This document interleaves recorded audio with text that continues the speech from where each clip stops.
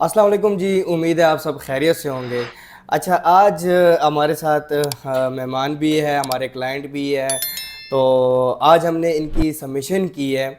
तो वीडियो और इंटरव्यू का मकसद ये है कि जो मैं कह रहा होता हूँ कि क्लाइंट को चाहिए कि एक बिल्कुल प्रोफेशनल कंसल्टेंट के पास जाए वो आपकी फ़ाइल बड़े प्रोफेशनल तरीके से बनाए, तो उसमें आपके जो है वो रिजेक्शन के चांसेस बहुत ज़्यादा कम हो जाते हैं। तो ये वीडियो बनाने का मकसद ये है कि आज हमने इनकी सबमिशन की है। कश्मीर से इनका ताल्लुक़ है, कोटली कश्मीर से, और ये आपको बताएंगे कि ये किस रेफरेंस से आए थे। ठीक है। और आगे हमने इनको किस तरह डील किया, आज इनकी सबमिशन होगी। तो आइए जानते हैं कि ख़ुद ही इनकी अपनी ज़ुबानी के ये क्या हमें कहते हैं। अस्सलाम वालेकुम सर। वालेकुम सलाम सर जी। आपका नाम? मोहम्मद खलील जी। सर, तो आपको काइंडली मुझे बताइएगा कि हमारा जो एक रेफरेंस है, क्योंकि आप ये भी कह रहे थे कि सोशल मीडिया से भी मैं नहीं आया, कहीं से मैं नहीं आया, तो आप किसके रेफरेंस से आए, पहले तो आप ये बताइएगा लोगों को। जी मेरे एक दोस्त थे, वो प्रोफेसर साहब थे। तो उनकी फैमिली का वीज़ा हुआ है, उनका वीज़ा हुआ था। जी जी। तो मैंने उनसे जब पूछा तो जी उन्होंने जी। कहा है कि एक मेरे दोस्त थे, अच्छा। तो उनसे बात करें। जी जी। तो मैंने कहा फ़ोन दे नंबर उनका। जी जी। तो विशाल खान साहब का नंबर दे दिया मुझे ठीक है। उन्होंने। तो मैंने फ़ोन पर बात की तो इन्होंने मुझे इतनी वो अच्छी बातें बताई हैं जी कि जी। मैं सीधा इधर इनके पास आ गया हूँ। अच्छा। तो उसके बाद जो है ना, मुझे इस तरीके से जी पता चला जी है जी। कि अब तो मैं सही जगह पर आ गया हूँ। अच्छा, हाँ जी। बहुत शुक्रिया सर। और काइंडली ये भी बता दें कि वो जो उनके वीज़े लगे थे, तो किन के थ्रू लगे थे, जिनको आपने मतलब आपका जो है वो रेफरेंस हमारा दिया था उन्होंने। और दूसरी बात है, उनके कितने लोगों के अप्लाई होते हैं, क्या उनमें से किसी का रिजेक्ट भी हुआ था कि नहीं हुआ था, या सारे अप्रूव्ड हुए थे, खुद ही बता दें इनको आप। नहीं नहीं, उनके जो वीजे अप्लाई हुए थे ना, वो सारे हो गए थे। अच्छा, तो 3 वो फैमिली मेंबर्स थे आई थिंक सो। जी जी ठीक है, तीन एक तीन, उनका बच्चा था, जी एक उनकी वाइफ है, ठीक जी है, और एक वो खुद इस टाइम पे खुद उन्होंने वो कनाडा में जो है वो असाइलम अप्लाई किया हुआ है। और वाइफ और बच्चे को फ़िलहाल वो इधर ही है, उनके वीज़े लगे हैं, लेकिन वो फ़िलहाल कह रहे हैं कि मैं वहाँ पर अपनी मैं ज़रा सेटिंग वगैरह करूँ, इनके लिए मामलात सीधे करूँ, तो एक ही बारी उनको मैं बुलाऊँगा। वीज़े उनके पास लगे हुए हैं। अच्छा सर, अब आप आते हैं कि जब आप उनके रेफरेंस है, आज आपकी सबमिशन हुई है, मुझे बताएं कि जो हमारी टीम है उन्होंने आपके साथ ए टू जेड बताएं कि कैसे उन्होंने आपको क्या दिखा के करवाया, जो मैं बार बार वीडियो में कहता हूं कि जी दिखा के करवाना चाहिए, कि काम उसकी वेरिफिकेशन करनी चाहिए। कैसे इन्होंने हमने आपको कैसे डील किया? आपकी डीलिंग जो थी ना जी, बहुत अच्छी डीलिंग थी। एक एक पॉइंट आपने हमको बताया है, वो जैसे जैसे क्लियर हुआ है एक एक पॉइंट, जी जी।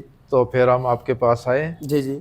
तो बड़ा माशाल्लाह अच्छा लगा है हमको। और तो आपको हमें कुछ कोई दिक्कत कोई परेशानी नहीं हुई है जी किसी जी, किस्म की। बहुत शुक्रिया सर। और क्या आप जो आज आए हैं, तो क्या इससे पहले भी आपको जब केस था एज अ रफ फॉर्म में भी आपको दिखाया गया? एक इसका जवाब दें, और एक अभी जब आप आए हैं, तो क्या सबमिशन आपके सामने ही हो गई थी या पहले हुई हुई थी? ये आपने वन बाय वन जो की है ना, जी जी। तो सारा आपने प्रोसेस मुझे दिखाया है, ये कर रहे हैं ये जी कर जी। रहे हैं, जी तो जी। अभी हमने सब कुछ देखा है अपनी आंखों से। और तो वही जो चीज़ पहले आपको हाँ, दिखाई थी, वही वही आज भी दिखाइए कि जी वही ये दिखाई। सबमिट कर रहे हैं हाँ हम, जी और जी आपके सामने पर सबमिट हो गई जी थी। जी, वही बिल्कुल वही ऐसे ही है। बहुत शुक्रिया। आप हमारे सर्विसेज से मुतमईन है सर? बहुत मुतमईन है जी, इंशाल्लाह। आप इस उम्मीद पे बैठे हैं कि अभी आपके पास किसी और तरीके से आए इंशाल्लाह खुशी कि के मौके पे आए, आप ठीक भी। है, और अल्लाह करे इनका वीज़ा जो है वो लगा, और इनका वीज़ा भी आपसे शेयर करेंगे। ठीक है। लेकिन मैं बार बार ये बात करता हूँ कि देखिए, आप अगर किसी कंसल्टेंट के पास जाते हैं, ठीक है, तो उनको चाहिए कि आपकी वो एक तो केस को समझे पहले। ठीक है। क्योंकि ये मोहम्मद खलील साहब भी इस बात के गवाह हैं कि पहले हमने इसकी केस को समझा है, उस हिसाब से बनाया है। एक कंसल्टेंट का मकसद ये नहीं होता कि वो उसने जल्दी से बस वो फॉर्म भरे और वो अप्लाई तो हो जाता है। अप्लाई कोई बड़ी बात नहीं है। ठीक है। आज का वीडियो का बनाने का मकसद ये है कि आप पहले केस को समझे। देखें, जो इस चीज़ का मैं आपको एक मिसाल देता हूँ कि जो कंसल्टेंट होता है ना, वो आपका एक वकील है। और जो आपकी एम्बेसी है, ठीक है, जिस भी एम्बेसी में आप, चाहे वो कनाडा है, चाहे वो यूरोपियन कंट्रीज़ है, अमेरिका है, यूके है, वो एम्बेसीज जो है वो आपके जो है वो उसको अदलिया कह दे, जज कह दे, ठीक है, उन्होंने बाद में आपको फैसला करना है। अब आपके पास और आपके वकील के पास सिर्फ एक या इस हद तक कोशिश होती है कि आपने अपनी तैयारी अच्छी करनी है, यानी कि आप अपना फाइल जो है वो एक अच्छे तरीके से बनाए, प्रॉपर बनाए, और पहले केस को समझे कि एक बंदे का है उसका मसला क्या है। उसके मसले के साथ उसके तरीके से उसके प्रोफाइल के मुताबिक आप उसका केस बनाए पहले, फिर वो केस प्रॉपर होना चाहिए, प्रोफेशनल होना चाहिए, सीक्वेंस, मर्जिंग, कंपाइलिंग सब कुछ का ख्याल रखना पड़ता है, और उसके बाद जाके आपने एम्बेसी में उसकी सबमिशन करवानी है। इससे क्या होता है कि आपकी जो रिजेक्शंस के चांसेस होते हैं काफ़ी हद तक जो है वो कम हो जाते हैं, और आपकी वीज़ा लगने के चांसेस काफ़ी ज़्यादा होते हैं।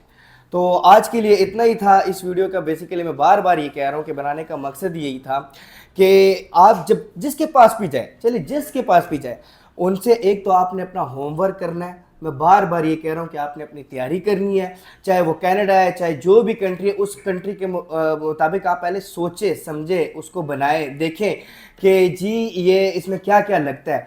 फिर जब वो क्लाइंट फाइल बनाता है, उस क्लाइंट को ये आपने कहना है कि मुझे एक एक चीज़ दिखाओगे आप उसकी वेरिफिकेशन करें, उसके बाद उसको ये भी कहोगे कि मेरे सामने सबमिशन करें इसकी, ठीक है, और आपको जीसी की और पासवर्ड भी दे दे। आज के लिए इतना ही था। अपना ख्याल रखिएगा, अपनी दुआओं में याद रखिएगा। बहुत शुक्रिया।